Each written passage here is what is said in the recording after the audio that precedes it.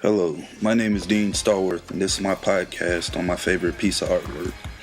I have to be honest in telling you that I'm not a very big fan of art, so it took me a while to figure out what I would pick for my subject.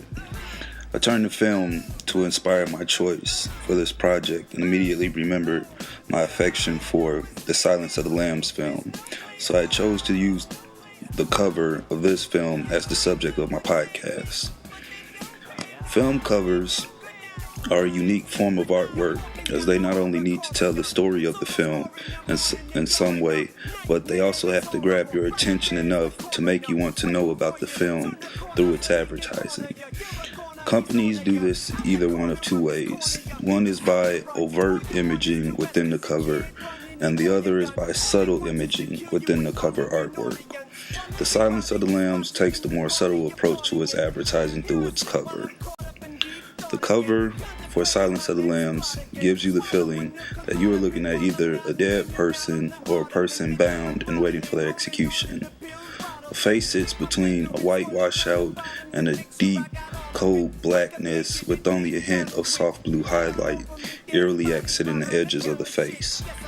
The coloring invokes images of bodies in a mortuary and also crime scenes where this person would be sitting in the chalk outline.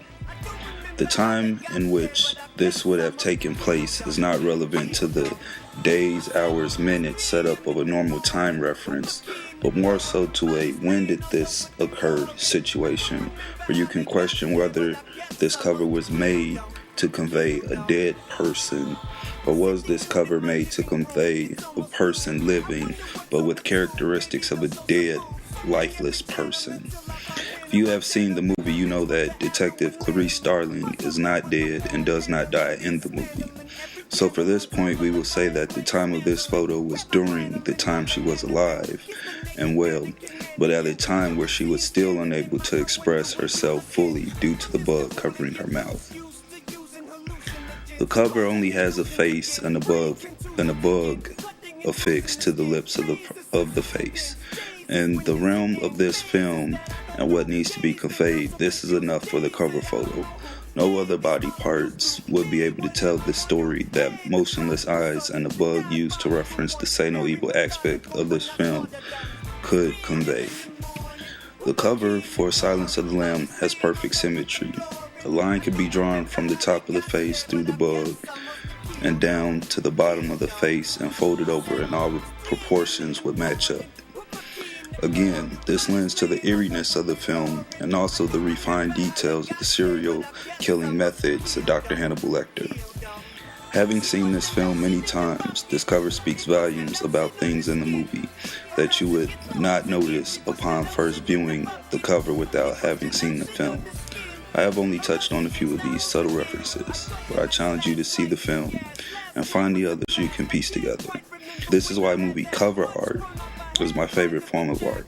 These little hints are a treat to fans of any film and can be appreciated along with the film and sparks memories without having to watch the film.